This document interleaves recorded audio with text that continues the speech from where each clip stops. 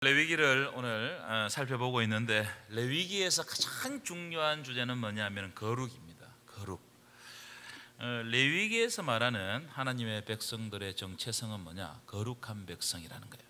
우리의 정체성은 뭐냐? 거룩한 백성. 여러분, 우리는 거룩한 백성임을 믿으십니까? 하나님이, 거룩한 하나님이 하나님의 백성들을 불러주셨고, 그 거룩한 하나님의 부르심에 응답한 백성이 바로 거룩한 백성이에요. 그래서 하나님의 거룩하심에, 이 부르심에 응답했기 때문에 우리는 거룩한 백성이다. 특별히 레위기 19장 20장은 거룩한 백성이 구체적으로 어떻게 살아가야 되는가, 이걸 아주 상세하게 기록하고 있습니다. 여러분, 이 거룩이라는 주제를 제가 생각할 때, 어릴 때부터 생각한 건데, 이 거룩이라는 말 자체가 매우 무겁고 아주 어두운 주제처럼 인식되어 왔습니다. 여러분, 그렇지 않습니까? 저는 어릴 때 교회에서 이런 이야기를 많이 들었어요. 거룩하지 못하게 왜 교회에서 까불고 뛰고 장난치고, 그러면 제가 욕을 많이 얻어먹었습니다. 예배 시간에 장난치고 이런다고 그렇게 생겼지 않습니까? 그러니까 막 이 거룩을 막 저한테 막 강조했어요. 그래서 제가 어릴 때 생각하고 느꼈던 거룩은 교회 가면 자유롭지 못한 거예요. 내 마음대로 못하는 거예요. 거룩해라 하면은 그때부터 좀 마음이 좀 뭐라 해야 될까, 좀 이렇게 쫄리고, 또 교회 안에 있는 물건들을 함부로 만지지 못하게 했어요.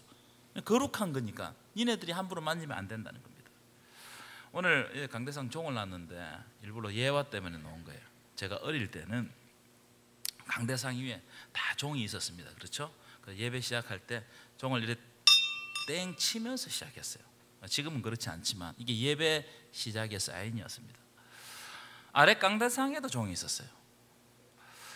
주일학교 선생님들이 그 종을 만지게 했을까요? 못 만지게 했을까요? 못 만지게 했죠.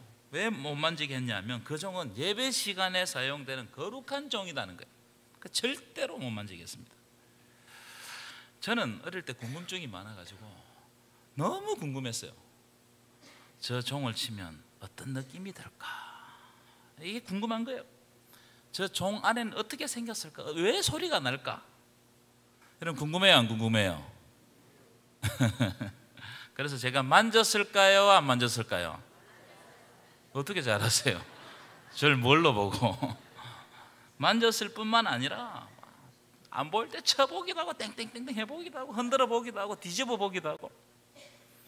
그날 제가 선생님한테 어떻게 됐겠어요? 혼쭐이 났습니다. 혼쭐이. 저는 거룩이라고 생각하면 혼난 것밖에 생각 안 나요. 저희 어머님이 내가 교회에서 하도 떠들고 장난꾸리고 하다 보니까는 교회만 마치고 집에 가면 메타작이에요. 니 때문에 부끄러워가지고 안 되겠다면서. 그 거룩, 이 거룩이라는 주제는 저에게 매우 부정적이고 무섭고 어두운 이야기예요. 저는 그렇게 인식했습니다. 그런 이유로 교회에서 거룩해라, 거룩에 대해서 강조하면 할수록 유쾌하지 않았습니다. 그런데 우리가 이 거룩을 잘못 알고 있기 때문에 그래요. 방금 말씀드린 내용들은 거룩을 아주 단편적으로 이해하고 있는 거단 말이에요. 그래서 오늘 이 시간에는 레위기에서 말하는 거룩은 과연 뭔가, 그리고 거룩한 백성들은 구체적으로 어떻게 살아야 되는가, 이 말씀을 가지고 세 가지 주제로 여러분들과 말씀을 나누고자 합니다. 첫 번째, 이 거룩은 뭐냐면은 구별 또는 분리라는 과정을 통해서 거룩해진다는 거예요. 이 거룩이라는 단어를 히브리어로는 카도시라고 합니다. 한번 따라합시다. 카도시. 이 카도시가 어떤 뜻을 가지고 있는 단어냐면은 따로 떼어놓는다 또는 베어낸다, 이런 뜻을 가지고 있어요. 여러분, 따로 떼어놓는다, 베어낸다는 말은 어떤 것으로부터 분리시킨다는 말이에요. 구별한다, 이 말이에요. 이게 거룩이라는 거예요. 예를 들어 우리 주부들이 요리하시잖아요. 그러면 양파나 감자 같은 것이 식재료를 잘못 보관하면 어떻게 됩니까? 상하잖아요. 상하면 어떻게 합니까? 그러면은 온전한 건 살리기 위해 가지고 상한 부분을 어떻게 한다고요? 잘라내는 거예요. 그래서 상한 부분을 잘라 가지고 온전한 부분하고 따로 떼어놓는 거, 이게 거룩이라는 거예요. 이게 거룩이다. 무슨 말이냐면 거룩이라는 것은 혼돈되어 있는 상태, 죄와 혼돈되어 있는 상태를 분리시켜줘서 그래서 정결한 상태로 만드는 것, 이게 거룩이라는 겁니다. 이걸 우리 신앙생활에 대입하면 세상과 내가 구별 없이 막 뒤섞여 있어요. 하나님의 시간 그리고 내 시간, 이걸 막 뒤섞어 놓았습니다. 그래서 말씀이라는 기준을 가지고 하나하나 분리시켜 가는 거예요. 하나님의 것과 내 것을 분리시켜 가는 거예요. 세상의 것과 하나님의 것으로 분리시켜 가는 겁니다. 그래서 거룩은 어떻냐면 나의 잘못된 생각과 행동을 말씀의 거울을 보고 계속해서 잘라내는 겁니다. 그러니까 하나님의 백성들은, 거룩한 백성들은 말씀이라는 거울에 비추어 가지고 나의 잘못된 행동들을 하나하나씩 제거하는 거예요. 그래서 죄와 분리되어지는 상태, 정결해지는 상태, 이것을 거룩이라고 하는 겁니다. 이스라엘 백성들을 한번 예로 들어보면 쉽게 이해될 텐데요. 하나님은 이스라엘 백성들을 출애굽시켰습니다. 출애굽. 왜 출애굽시켰을까? 그것은 이 애굽이라는 이 나라는 다신 종교 사회입니다. 여러 신을 섬깁니다. 이 여러 신을 섬기는 사회에서 출애굽시켜 가지고 유일하신 하나님을 섬기게 하려고 애굽에서 분리시키는 거예요. 분리. 하나님께서는 애굽에서 이스라엘 백성들을 출애굽시킬 때 애굽 왕과 그 백성들에게 10가지 재앙을 내리시거든요. 그런데 그 재앙은 애굽 백성들에게 내린 재앙이라기보다는 애굽을 지배하던 신들에게 내린 재앙입니다. 한번 보여주실까요? 10재앙 내용입니다. 10재앙 내용인데 이 피해 재앙부터 시작해가지고 장자의 죽음까지 이 뭐냐면은 다 이들을 지배하는 신이 있었단 말이에요. 이들 위에 하나님께서 재앙을 내리신 겁니다.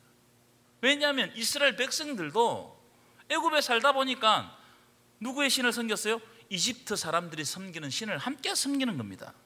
그래서 하나님은 이 신들에게 재앙을 내리심으로 오직 살아 역사하시는 분은 하나님이시라는 것을 알게 하는 거예요. 오직 살아 역사하시는 분은, 여러분, 오직 살아 역사하시는 분은 하나님 한 분밖에 없다는 사실을 믿으시기를 축원합니다.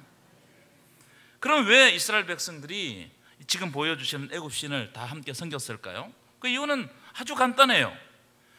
자신들을 지배하는 애굽 백성들이 섬기는 신이기 때문에 그래서 함께 섬기는 겁니다. 이스라엘 백성들은 애굽 백성들이 자기보다 더 강하기 때문에 그래서 이스라엘 민족이 그 애굽 백성들이 이스라엘 민족을 지배한다고 생각한 겁니다. 마찬가지로 애굽의 신들이 하나님보다 더 강하기 때문에 우리를 구원해 주지 못한다고 생각해요.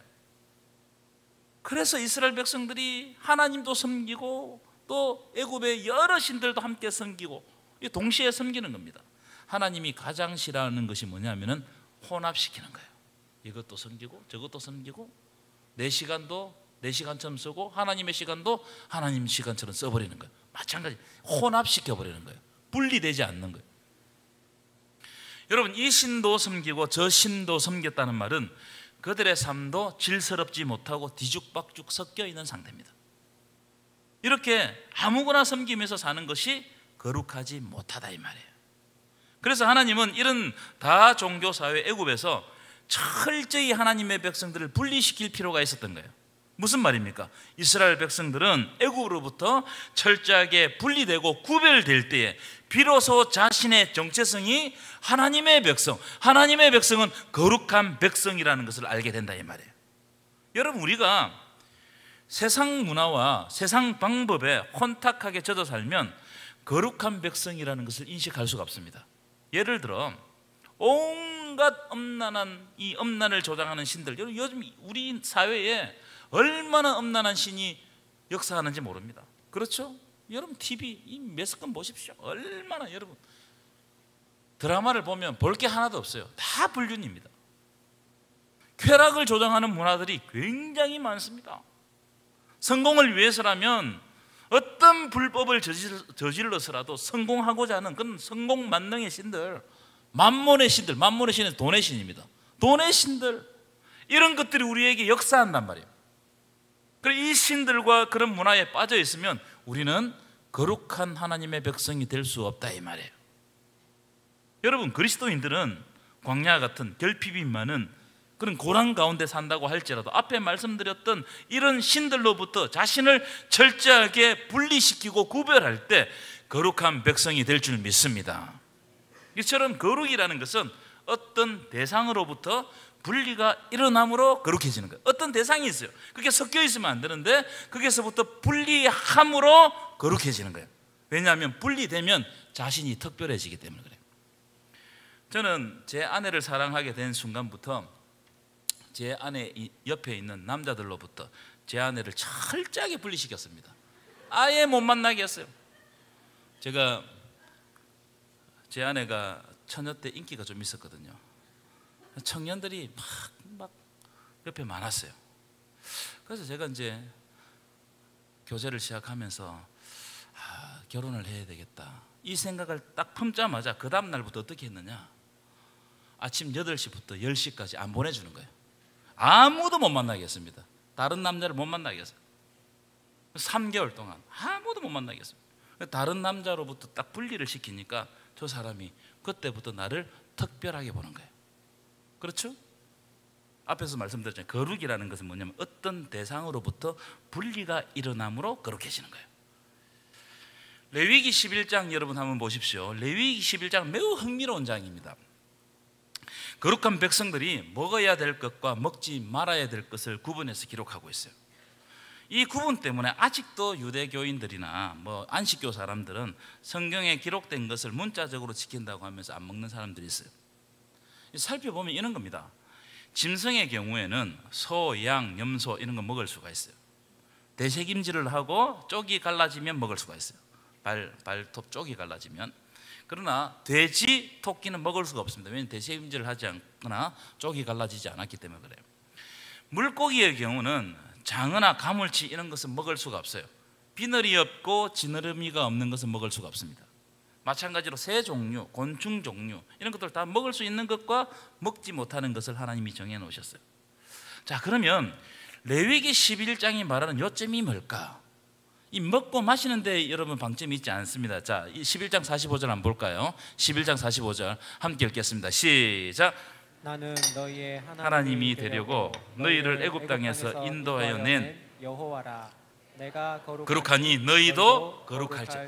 이게 뭐냐면 거룩의 방점이 있어요. 레위기 11장이 오늘날 우리들에게 주는 의미는 뭐냐면 먹는 것과 먹지 못하는 것을 구별해서 먹고 먹지 않음을 통해서 하나님이 거룩하시고 나도 거룩한 백성이라는 것을 스스로 인식한다는 거예요. 이게 설명이 좀 어렵죠? 어려운데 다시 설명해 보겠습니다. 다른 민족들이 다 먹는 것을 내가 먹지 않음을 통해서 자기 자신이 특별한 존재, 거룩한 존재, 즉 하나님 앞에서 살아가는 거룩한 백성임을 스스로 인식한다는 거예요. 마치 운동선수들이 시합을 하기 위해 가지고 유니폼을 입는 것과 똑같아요. 내가 유니폼을 입는 순간 상대방 선수와 구별이 되는 거예요. 그래서 어떻게 하는 거예요? 상대방과 경기를 하고 싸우게 되는 겁니다. 이게 거룩이단 말이에요. 비행기 승무원들이 승무원 옷을 입는 딱 순간 승객과 분리됩니다. 그래서 승객은 앉아서 가지만 승무원들은 뭘 해야 돼요? 승무원의 일을 해야 되는 거예요. 그 옷을 유니폼을 입는 순간 이와 같이 똑같아요. 이스라엘 백성들은 그 당시에 다른 민족들이 먹는 것을 먹지 않음을 통해서 우리 자신이 특별한 존재, 하나님의 거룩한 백성이라는 것을 스스로 인식하는 겁니다. 지금 시대에 우리 기독교인들이 술과 담배를 하지 않으므로 어떻게 하죠? 내가 거룩한 존재라고 인식하는 것과 비슷해요. 조금 더 설명해 보면 당시 애굽 종교나 가나안 종교에서는 그들의 제사를 위해서 무분별하게 먹고 마시고 취하고 엄란한 예배를 드렸어요. 뿐만 아니라 그들의 예배 의식에서는 금방 살펴봤잖아요. 레위기 11장에 나오는 부정한 짐승들을 피채 먹는 습관들이 있었단 말이에요. 막 피를 바르고 피채 먹는 습관이 있었어요. 무슨 말이냐면 거룩한 백성들은 저들과 똑같은 음식을 먹고 그들이 행하는 똑같은 예배 행위를 통해서는 거룩한 백성이 될 수 없다는 이야기예요. 그래서 방금 읽은 레위기 11장 45절이든 오늘 본문을 레위기 19장 2절 말씀이든 단서가 하나 딱 달려 있습니다. 단서가 어떤 단서냐면 너희는 거룩해라는 거예요. 왜 거룩해야 되냐면 너희의 하나님 여호와가 거룩하기 때문에 너희도 거룩해라는 겁니다. 너희 하나님 여호와가 그런 가증한 짓을 싫어하신다는 거예요. 무슨 말입니까? 우리 하나님은 당시 애굽 종교와 가나안 종교에서 섬기는 신들과는 질적으로 다른 신이다. 거룩하신 하나님이다. 여호와 하나님은 뒤죽박죽 섞여가지고 엄란한 문화와 쾌락적인 예배와 무분별한 삶을 조장하는 그런 신들과는 완전히 구별된 거룩한 하나님이라는 거예요. 믿으십니까? 이것 때문에 그 당시에 하나님께서 먹을 것과 먹지 말아야 될 것을 딱 정해놓으신 거예요. 그래서 여러분, 거룩한 백성들은 이게 무슨 말이냐? 먹는 거, 입는 거, 마시는 거 이런 것 하나까지도 누구의 지배를 받아야 되느냐? 하나님의 통치를 받아야 거룩한 백성이 될 수 있다는 거예요. 그래서 우리가 먹고 마시고 이 행위를 통해서 하나님의 영광이 드러나야 된다는 거예요. 믿으십니까? 여러분, 이렇게 하나님의 거룩성을 지키기 위해서 먹는 것 하나까지도 지배받는 사람들이 다른 이상한 짓을 할 수 있겠냐 이 말이에요. 그럴 수 없다 이 말이에요. 당시 가나안 종교는 방금 말씀드린 것처럼 먹고 마시고 무분별하게 엄란한 행동을 하면서 자신의 쾌락을 조장하는 예배를 드렸을 뿐만 아니라 그들의 삶도, 그런 예배를 드리니까 그들의 삶도 아주 무분별하게 깨어졌어요. 여러분, 쾌락을 위해 살면 여러분의 삶이 평안해질까요? 행복해질까요? 여러분, 쾌락을 위해서 살아보면 그렇지 않습니다. 여러분, 쾌락을 위해서 먹고 마시는 것을 목적으로 한번 살아보십시오. 좋을 것 같죠? 그 당시에는 좋을 수 있습니다. 그런데 자고 일어나면 얼마나 공허한지 몰라요. 그런 것으로는 우리의 영혼을 채울 수가 없다 이 말이에요. 그래서 어떤 사람들은 이 쾌락을 계속 유지하기 위해 가지고 항상 취해 있어요. 왜냐하면 그렇게 해야 나를 즐겁게 한다고 생각하기 때문입니다. 여러분, 그렇게 한다고 해도 우리의 영혼을 채울 수가 없어요. 그런 것으로 영혼을 채우지 못하니까 더 자극적인 것이 필요한 겁니다. 그래서 마약을 하고 도박을 하고 그러다가 삶이 망가진단 말이에요. 그런 것은 거룩한 삶이 아니라는 거예요. 여러분, 거룩한 삶은 우리를 건강한 삶으로 인도합니다. 여러분, 만약 우리가 세상의 온갖 잡다한 것들로부터 구별되고 분리되지 않는다면 하나님의 백성으로서의 정체성이 모호해져요. 그래서 세상 사람들이 다 사는 그런 쾌락적인 방법으로 살면 내가 하나님의 백성인지 세상 사람인지 모른단 말이에요. 만약 하나님의 백성으로서의 우리의 삶이 모호해져 버리면 세상의 온갖 음란하고 잡다한 문화의 공격으로부터 우리를 지켜낼 수가 없어요. 여러분, 하나님이 거룩하시기 때문에 너희도 거룩하라는 이 말씀이 우리를 살리는 말씀인 줄 믿으시길 바랍니다. 그래서 내가 주일을 지키는 게 아니고 주일이 나를 지켜줘요. 어떤 집사님이 그렇게 이야기를 하더라고. 교회 다니는 사람들은 죄 지을 시간이 없다는 거예요. 죄 지을 시간이. 왜 죄 지을 시간이 없느냐? 내일 아침에 주일이기 때문에 토요일 되면 일찍 자라게 졸지 않고 하나님 말씀 듣기 위해 가지고. 그래서 어디 가서 뭐 딴짓 못 한다는 거예요. 주일에는 주일이니까 주일 지킨다고 못 한다는 거예요. 제가 그 이야기를 듣고 딱 이런 말씀이 생각났습니다. 우리가 주일을 지키는 것 같지만 우리가 주일을 지키는 게 아니고 주일이 우리를 지켜주는 거예요. 믿으십니까? 그래서 우리가 분리된 삶, 거룩한 삶을 살아가는 너무나 중요하다. 자, 그런가 하면 두 번째 주제입니다. 두 번째 주제. 거룩은 세상과 구별, 분리인과 동시에 하나님과 연합이다라는 거예요. 하나님과 연합하는 겁니다. 분리와 연합은 거룩을 구성하는 두 가지 큰 축입니다. 그는 실제로는 하나의 사건이에요. 구별되는 것과 연합되는 것은 완전히 성격이 다르지 않습니까? 완전 반대의 개념입니다. 그런데 오늘 본문에 보면 이 둘은 동시적으로 일어나요. 동시적으로. 여러분, 하나님은 이스라엘 백성을 광야로 불러내셨어요. 애국과 분리시켰었어요. 철저하게 구분시킵니다. 그리고 동시에 하나님의 말씀을 주시면서 하나님과 연합하게 하는 거예요. 그래서 애굽으로부터의 분리는 하나님과의 연합을 의미하는 거예요.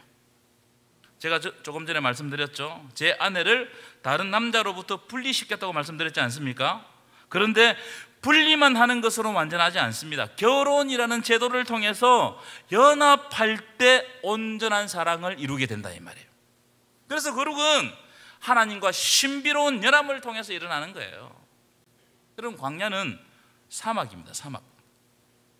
아무것도 기대할 수 없는 땅, 소망이 절망이 되는 땅이 사막 아니겠습니까? 광야에는 물이 없어요. 광야에는 먹을 것이 없습니다. 광야는 옷을 구할 수가 없습니다. 광야에는 집도 없습니다.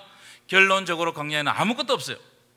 이런 척박한 광야에 살았던 이스라엘 백성들의 수가 얼마 정도 되느냐 하면 20세에서 50세까지 장정만 60만이었습니다. 여러분, 그러면 한번 계산해 보십시오. 노인, 아이, 여자의 수를 합치면 얼마 정도 될까요? 그렇죠. 뭐 한 200만, 300만 안 되겠습니까? 우리나라 군인의 수가 한 몇 명 정도 되는 줄 아세요? 우리나라 군대의 수 46만 정도 된다고 그래요. 제가 군대 다닐 때는, 군대에 있을 때는 65만 이 정도 된다고 그랬거든요. 많이 줄은 겁니다. 그런데 우리나라 국방 예산이 얼마 정도 되는 줄 아십니까? 국방 예산 61조 5천억이 넘는다고 그래요. 예, 놀래주셔서 감사합니다. 그럴 때 놀래주셔야 또 주의가 환기되죠. 그런데 여러분, 이스라엘 백성들이 1년 동안 광야에서 만약에 60만 넘는 200만이 되는 이 사람들이 비용을 지불했다면 얼마나 큰 돈을 들여야 이 사람들이 그 땅에 살 수 있겠어요? 여러분, 200만이라는 민족이 광야에서 살았다는 것은 기적입니다. 기적. 하나님의 은혜가 없으면 안 되는 거예요. 무슨 말이냐? 애굽에서 분리된 이스라엘 백성들은 아무것도 할 수 없는 광야에서 하나님과 신비로운 연합을 통해서 살아남았다는 거예요. 여러분, 이게 우리들에게 주는 의미가 큽니다. 그리스도인들은 거룩한 하나님과 신비로운 연합을 통해서 산다는 사실을 믿으시기를 축원합니다. 이게 거룩이에요. 하나님과 신비로운 연합을 이루는 것. 그래서 여러분, 거룩은 반드시 하나님과의 관계 안에서만 설명돼야 돼요.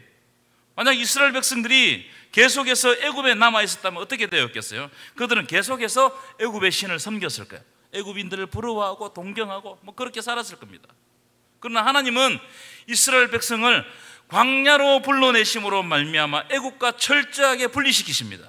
그리고 아무것도 없는 광야에서 어쩔 수 없이 하나님을 신뢰할 수밖에 없는 상황으로 하나님께서 몰아가시는 거예요. 그래서 하나님과 온전히 연합하게 만드는 겁니다. 그렇기 때문에 우리의 삶 가운데 때때로 광야를 경험할 때가 있습니다. 그렇죠? 우리가 원하지 않는 고난과 환난이 닥칠 때가 있어요. 그것은 어떤 과정이냐? 하나님께서 우리와 연합하기를 원하시는 일종의 과정이에요. 하나님과 연합할 때 하나님의 백성들은 비로소 거룩하게 된다는 거예요. 믿으십니까? 그래서 거룩은 반드시 하나님과의 관계 안에서만 설명되는 겁니다.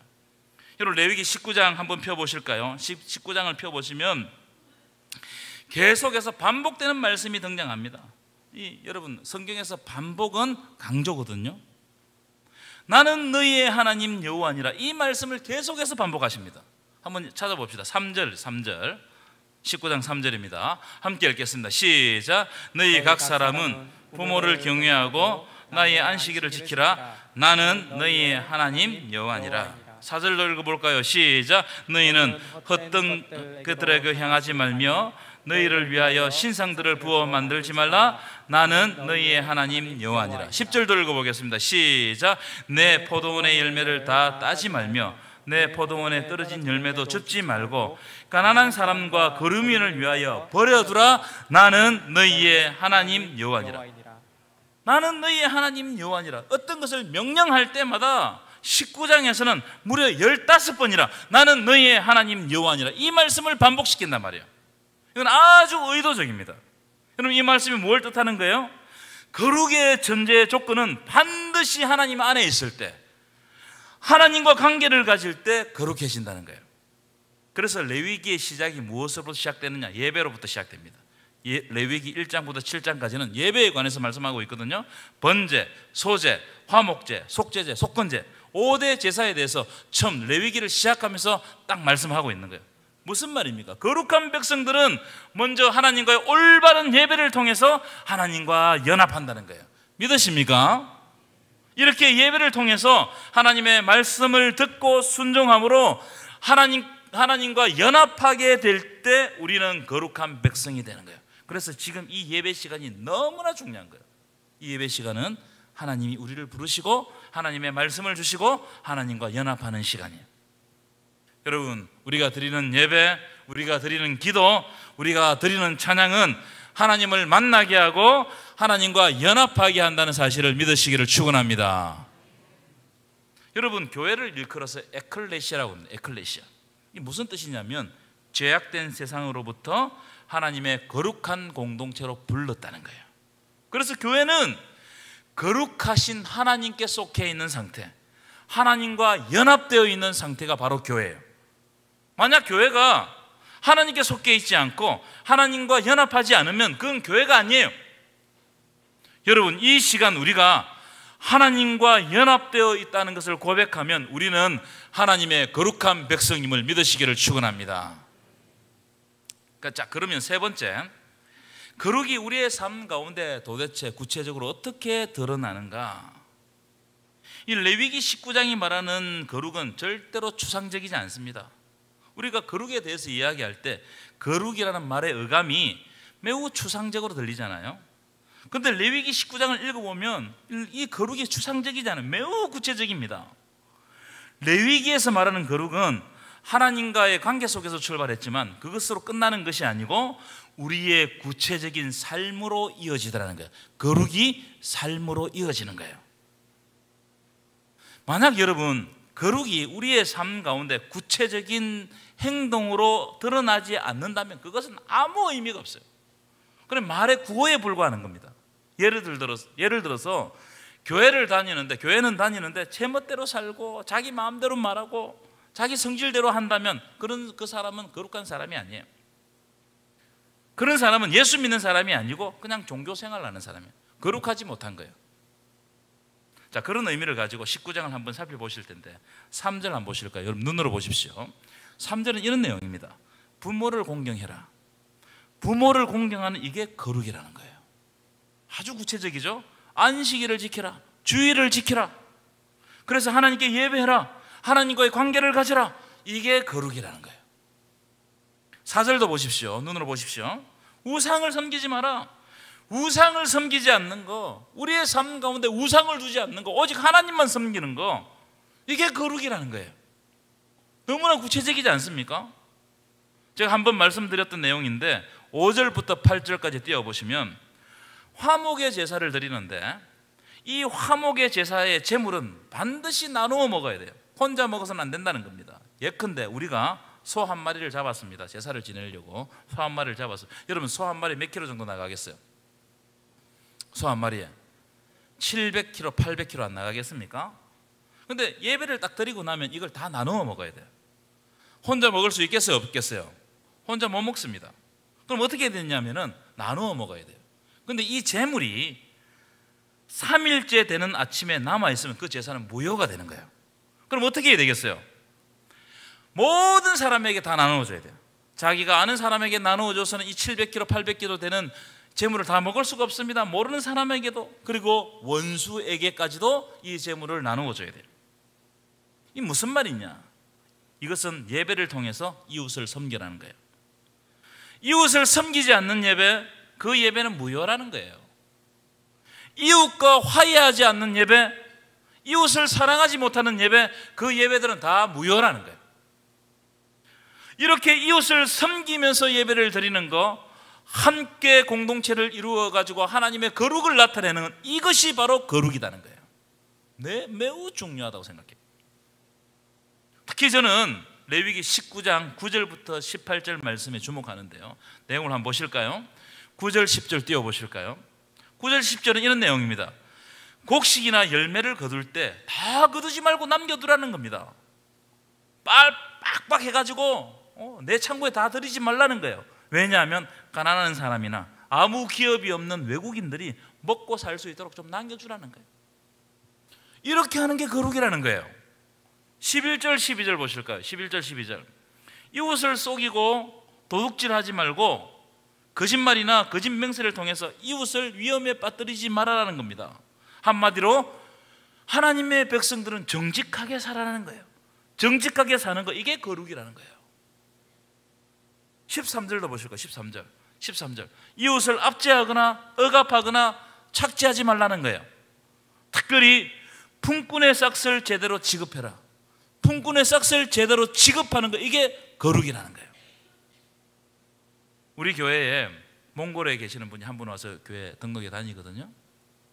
근데 이분에게 일을 시켜놓고 월급을 다 안 주는 거예요. 조금씩 주는 거예요. 조금씩. 왜냐면 이분이 다른 데 갈까 봐. 원래 200만 원, 300만 원을 줘야 되는데 어떤 주는 10만 원 주고 20만 원 주는 거예요. 참, 여러분, 이게 어떻게 있을 수 있는 일입니까? 만약에 이렇게 한다면 이거는 거룩하지 못한 거라는 거예요. 14절 한번 띄워보실까요? 14절. 이 말씀, 14절 말씀은 무슨 말씀이냐? 한마디로 말하면 장애인들을 잘 돌보라는 거예요. 장애인들을. 장애인이라고 능멸하거나 업신여기는 짓을 하면 안 된다는 겁니다. 그런 것은 거룩이 아니라는 거예요. 거룩은 그 사람들을 잘 돌아보는 거예요. 마지막 17절 18절 보실까요? 17절 18절. 형제를 미워하지 말고 사랑해라는 겁니다. 형제가 나에게 좀 잘못하면 다 일러라는 거예요. 원수 맺지 말라는 거예요. 원수 갚지 말라는 거예요. 내 이웃을 내 몸과 같이 사랑해라. 이렇게 이웃을 사랑하는 것이 거룩이다. 여러분, 이 거룩이라는 것이 그냥 목소리를 변하게 하고 에헴하고 뭐 거룩한 척하고 이게 아니에요. 우리의 삶 가운데 아주 구체적으로 드러나는 거예요. 여러분, 여러분을 통해서 하나님의 거룩이 구체적으로 드러나시기를 간절히 축원합니다. 무슨 말이에요? 거룩은 공동체가 실제적으로 하나님의 선을 함께 행하면서 거룩해지는 거예요. 그래서 우리를, 교회를 보고 거룩하다, 이건 뭐예요? 우리 교회가 이웃에게 열려 있다는 거예요. 특별히 하나님의 거룩한 백성들은 가난한 사람, 고아와 가부, 기업의 없이 떠드는 외국인, 이런 사람들에게 함부로 해서는 안 된다는 거예요. 하나님이 원하시는 거룩은 아픔과 고통 속에 있는 사람들과 함께 울고 내가 가지고 있는 소유를 가지고 서로 나누고 그들을 위로할 때 거룩이 우리의 삶 가운데 구체화되고 우리를 통해서 거룩이 이루어지는 거예요. 그때 세상에 믿지 않는 사람들이 우리를 보고 저 무리들은 거룩한 백성이라고 하는 거예요. 여러분, 우리는 거룩한 백성임을 믿습니까? 여러분들을 통해서 하나님의 거룩하심이 드러나시기를 간절히 축원합니다. 하나님의 거룩하심이 드러나야 돼요. 결론입니다. 여러분, 세상의 추악함을 조장하는 문화에서 구별되시기를 축원합니다. 하나님과 진실하게 연합하시기를 축원합니다. 그리고 마지막, 우리를 통하여 하나님의 거룩이 구체적으로 세상 가운데 흘러가고 그 거룩을 통하여서 하나님께서 만드시는 세상 되시기를 간절히 축원합니다.